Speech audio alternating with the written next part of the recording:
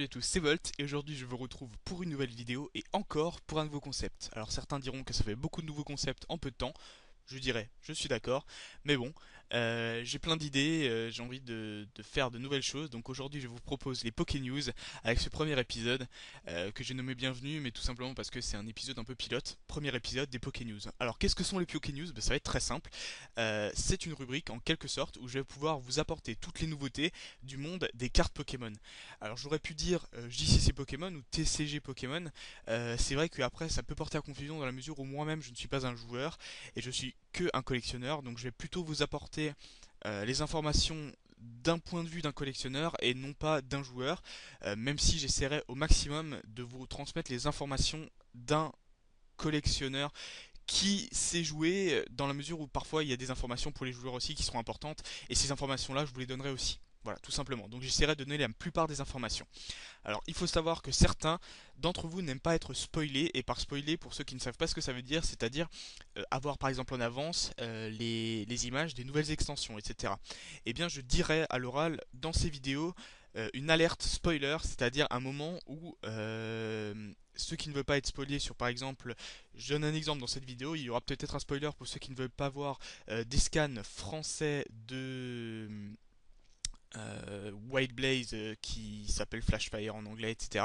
Pour ceux qui ne veulent pas voir ces cartes, je le dirai, et vous pourrez tout simplement skipper avec une petite information qui vous dira à quelle minute vous pourrez aller pour ne plus avoir peur d'être spoilé, tout simplement. Voilà. Donc, pour cette première vidéo, je vous ai prévu un petit sommaire.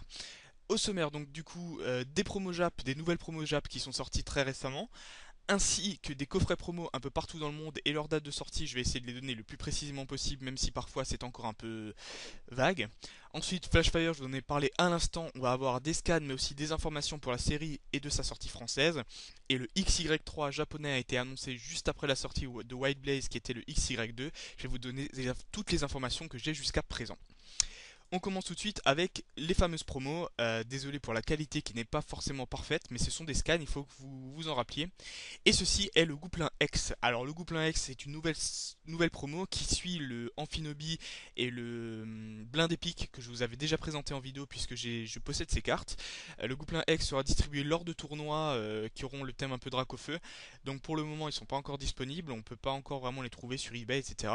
Mais ça ne saurait tarder, en tout cas c'est une très jolie X que je suis impatient de recevoir. Ensuite, dans les coffrets promo, il y en a plusieurs. On a en premier le Charizard Xbox que vous voyez juste ici.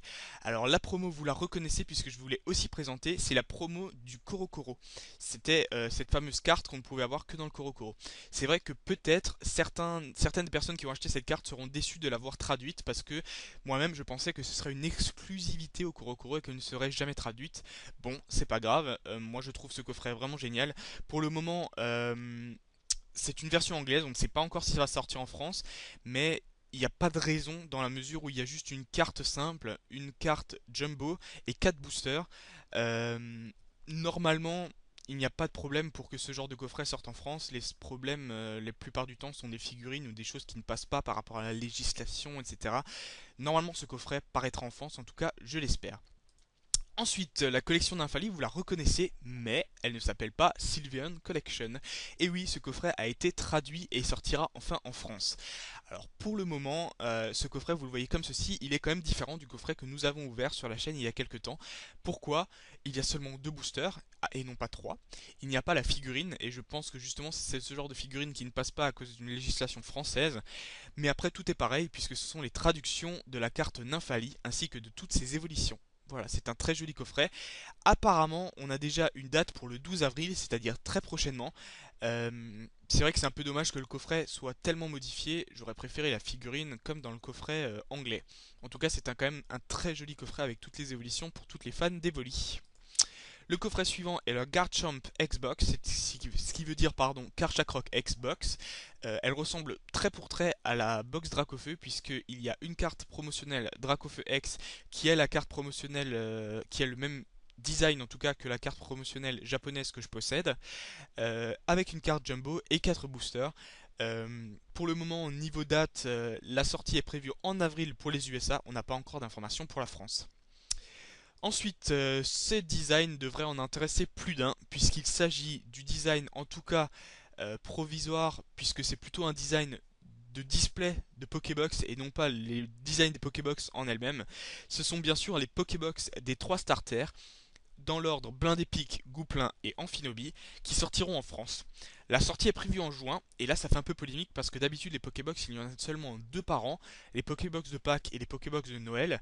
Les Pokébox de Pâques sortent avant Pâques, c'est dans notre cas de figure les Pokébox Xerneas et Yveltal, et seront édités jusqu'à Pâques.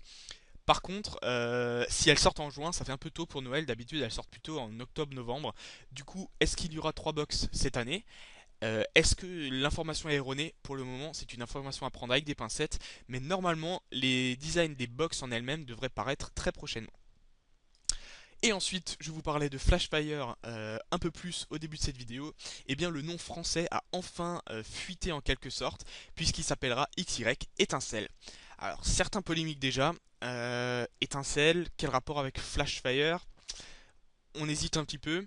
Mais bon, moi je trouve que c'est pas si mal. Ça aurait pu être pire, surtout, ça aurait pu être pire. Des fois, les traductions françaises laissent à désirer.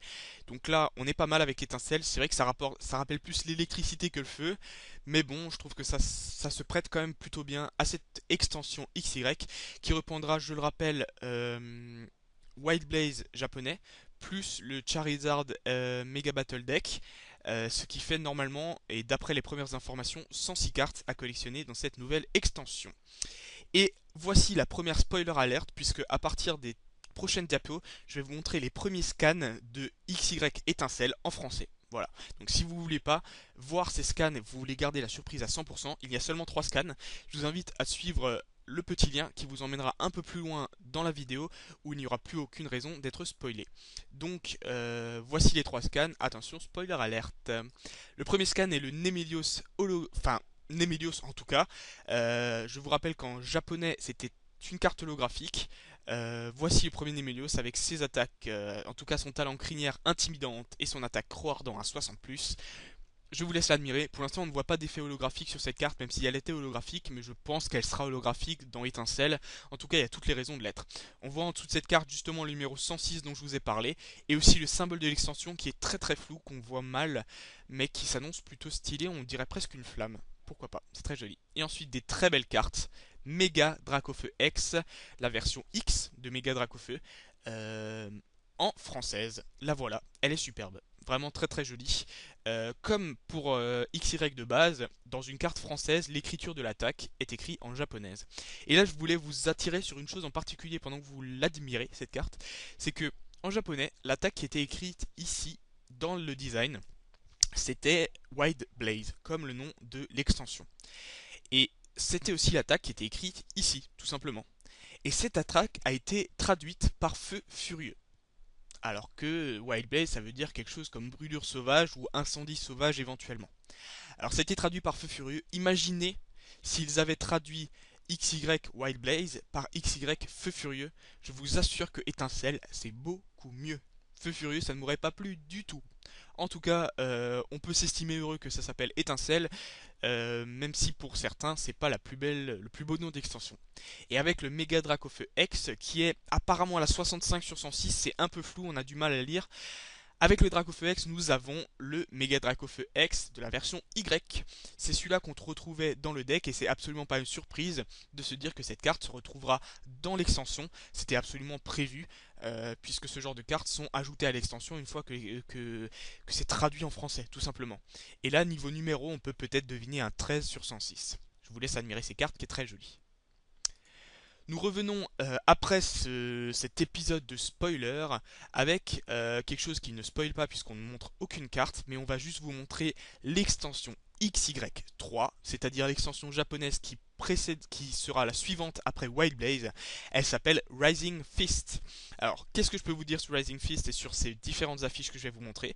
La première, c'est cette information-là qui est la date de sortie. Il s'agira du 14 juin 2014.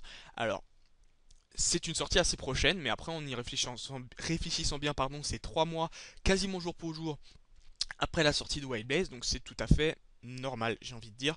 C'est à peu près tous les 3 mois qu'une nouvelle extension sort. Ensuite, de manière générale, vous voyez que le méga Lucario est mis à l'honneur puisqu'il est sur les boosters. Pour le moment, c'est pas l'illustration définitive, mais il y a de très grandes chances que ça ressemble à ça. Le méga Lucario donc est mis à l'honneur, ainsi que les cartes de type combat. Et on va voir ça immédiatement avec ce coffret qui s'appelle la Mega Lucario Box, qui en toute théorie sortira également le 14 juin, c'est-à-dire le même jour que l'extension.